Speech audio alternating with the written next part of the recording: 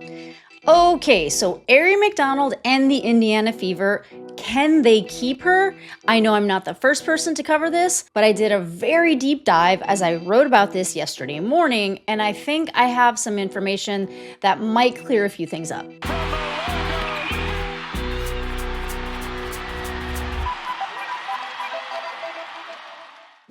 We want Aari McDonald on the Indiana Fever, right? We want her at all costs. I mean, previous to Aari McDonald jumping into the team, the Indiana Fever looked like one of the worst teams in the league, although I will give them grace for, kind of being thrown into the deep end and not having their chemistry developed, etc. But once Aari McDonald stepped on the court with the rest of the Indiana Fever, it was totally the difference maker. She has been the offensive playmaker that they were needing. She has the experience and the pacing, and she just fits in the system and she fits in the culture. And even when Caitlin Clark does get back from being injured with her left quad strain, Aari McDonald would be an asset to the team because there has been this idea of having Clark play off ball a little bit, just a few minutes a game like she did over at Iowa. So this is nothing new. It's just new to the Indiana Fever. But when they were attempting this maneuver earlier in the season with Sid Colson as the backup point guard, it just was not working. Pull the plug, pull the plug, pull the plug. Go back to giving the offensive engine the ball, the orchestrator, because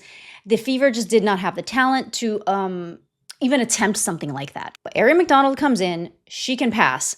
She is a scoring threat. She can score in the paint. She can just blow past defenders. She can score from beyond the perimeter. She can come in even while Clark is on the court, even if Clark is playing the point at that time, to give Kelsey a rest.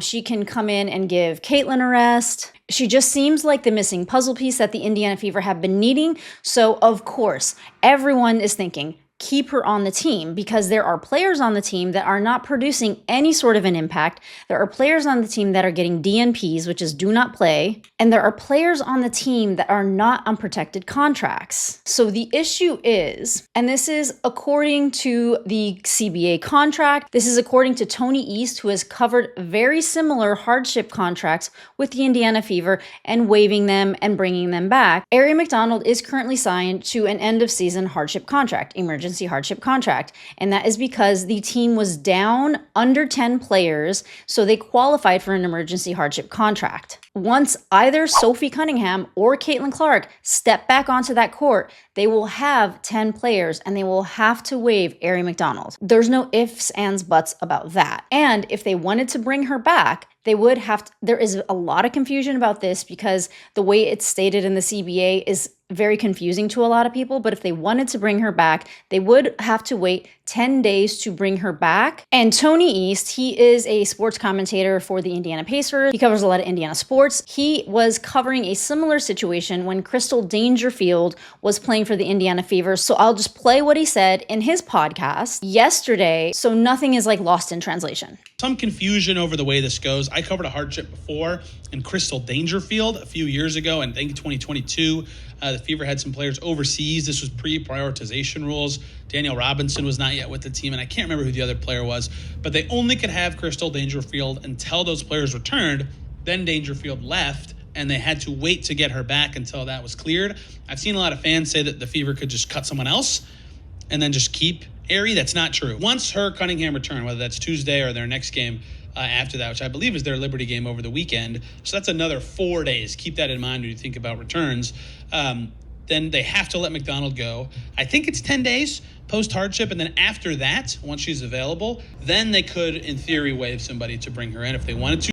So I don't know how this goes, but according to him, the Indiana Fever cannot waive Bri Turner, which is who everyone is talking about, waiving, until they re-sign Aari McDonald. And the way that it's sounding today, I would not bet that Sophie Cunningham will even be in the game on the 10th. So it's likely that when Sophie Cunningham would be back on the court would be the 14th, because I actually doubt that even Caitlin Clark would be on the court on the 14th. I mean, I think it's a possibility. I did not think it was a possibility or a probability, actually. I thought it was a possibility, but I did not think that it was a probability that Caitlin Clark would be in tomorrow's game on the 10th against the Atlanta Dream.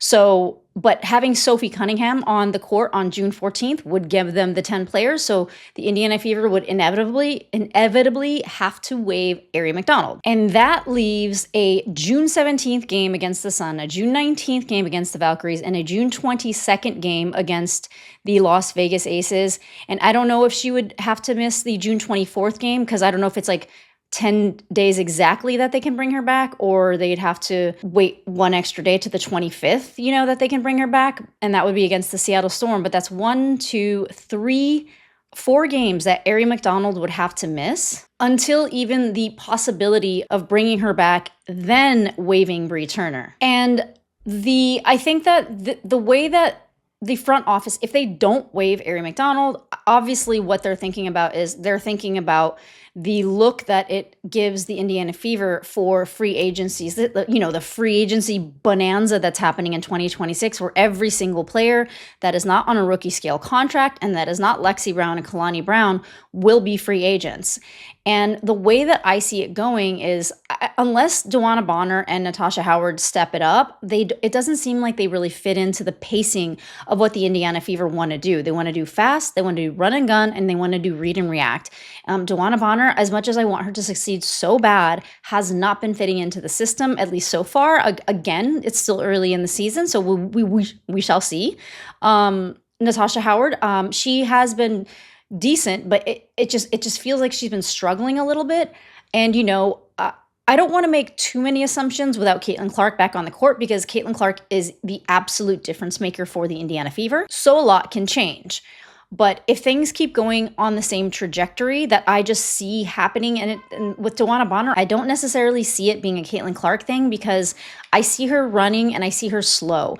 I see her in her head and I see her hesitate to take shots that she's open to take shots for. So the Indiana Fever are going to want to attract free agents, and a lot of the people that they're going to want to attract aren't stars. They're going to need to attract role players. Think about any team other than the New York Liberty, who is absolutely a super team, but any team needs their role players. And these are players who aren't necessarily stars and who would be coming into, like, let's just say an Indiana Fever and thinking, if I don't necessarily fit the system, are they going to waive me? Am I going to be out of a job? The counter to this, of course, is a lot of people do want to come to the Indiana Fever because this is an opportunity to be with the most spotlit team in the league, to like raise your brand potential, to elevate your game, and to get people talking about you. But I did do a little bit of research into is this something that teams do? Do they sign players in free agency and then cut them within a month into the season? And I didn't really find anybody that fit this bill. What I found were players that were cut in the beginning of the seasons, were players that were signed to training camp contracts, which is like inevitably like already a tryout contract. And also I did find a few players that teams gained in trades, but I did not find a player. And again, you know what I did a 2023 and a little bit into 2024. I just did not find a player that was signed to a team as a free agent in an offseason that had been waived at least 1 month in, a month and a half into the season. Because if the Indiana Fever do decide to waive Bri Turner, like when would they tell her? Would they tell her as soon as they waive Aari McDonald, or would they expect her to play for the next like 4 games? And I think Dantas is also going out in AmeriCup right around that time. So would they expect her to play in those games, or would they DMP her? I don't really exactly know the like if that's kind of like a faux pas for a team to do. I haven't seen it done in the W before. And me not being in any locker rooms, like I don't know what sort of reputation teams start to garner when they do moves like this, and what the players actually think. I mean, I would think that they would want to go to Indiana because right now Indiana is, the biggest team in the WNBA. They are the only team that has like NBA caliber eyes. But it's the WNBA, and a lot of the players from the WNBA have methods of thinking where they, want to like back each other, like no matter what the issue is. And I just can't say that I know. I mean, do I want Aari McDonald on the team? Like at all costs, I do. Am I me putting myself into the position of being the decision maker because I don't know everything? This is the only thing that I can conceive that they're thinking. And it was highlighted in the radio broadcast during the last game when the Indiana Fever did play the Chicago Sky. Indiana Fever radio broadcaster did mention that it is not likely that they are going to be able to bring Aari back. And there is the fear that cutting Aari, another team would pick her up. And, they didn't pick her up yet, which is something that Tony East mentioned. But I think that he wasn't necessarily thinking that because she was a firecracker, she was a spark plug for that team. And I think that she proved that to a lot of people that were watching. So yes, she actually might be more desirable than she was before. And the Chicago Sky did just go down one of their, if not the most important position in Courtney Vandersloot. And when Haley Van Lith, the backup who Courtney Vandersloot was basically mentoring, when she stepped into the position, she came away with the game. She came away and she played for 26 minutes. She didn't have one assist. So playmaking is not something that Haley Van Lith right now is playing at an elite level in the WNBA. So would Chicago want to pick her up? I don't know why they wouldn't. Do they have the cap space to pick her up? I don't think they do, but I think that because Aari McDonald right now is eating into the cap space that the Indiana Fever have, like they were potentially going to bring in a 12th player for the roster mid-season, but Aari McDonald's hardship contract, she gets paid $475 a day. That is eating into the $43K that the Indiana Fever do have to pay a player to bring in a player later in the season on a prorated salary. So the longer Aari stays on the team, the longer the Indiana Fever have to wait to bring in a 12th player. And I'm of the opinion that the Indiana Fever will already have someone in mind of who they want to bring in mid-season because they started the season with 11 players. They had they had the $43K, so they were going to be able to start, I think, sometime in July to pay a player on a prorated, like veteran minimum or minimum salary. So now the time that they can bring Aari in is pushed a little bit, and teams like the Chicago Sky are able to bring someone in earlier than the Indiana Fever, as far as I understand. This is purely just facts. This is not how I feel, obviously. I mean, if you have watched any of my videos, you know that I am bring Aari McDonald in at all costs. I do just have to lay everything out on the table and tell you guys what I know, and it is a little bit different because a lot of people seem to be confused on this 10-day thing, and according to Tony East, this was something that happened with Crystal Dangerfield on the Indiana Fever previously, and when they did waive her, they did have to wait 10 days to bring her back. But if we hear anything new, I will let you know. As far as today goes, Caitlin Clark did get out there. She got out on the court. She was just doing some reps. Steph White was interviewed, and according to her interview, it doesn't really sound like they are wanting to get Sophie Cunningham or, of course, Caitlin Clark on the court in the next game.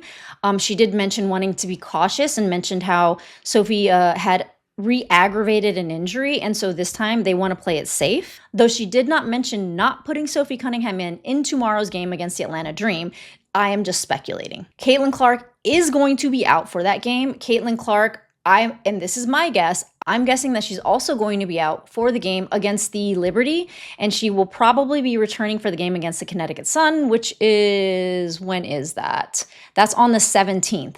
And the game against the Liberty is on the 14th, so she'll have an extra 3 days, and if you count the 14th, that's like 4 days of rest to get fully healthy for her quad, of which I would think, would she don a leg sleeve for this? Would she put a little padding on that quad? Like if I were her, I would copy a Lexi Holes fit right now and don a leg sleeve, putting a pad underneath that to really protect that quad, because especially in recent recovery, like re-aggravation is possible. Anyway, if anything comes up, I will keep you guys posted. And until then, I will see you next time. And I will be going live for the game tomorrow against the Atlanta Dream in hopes that they run it back and take it down.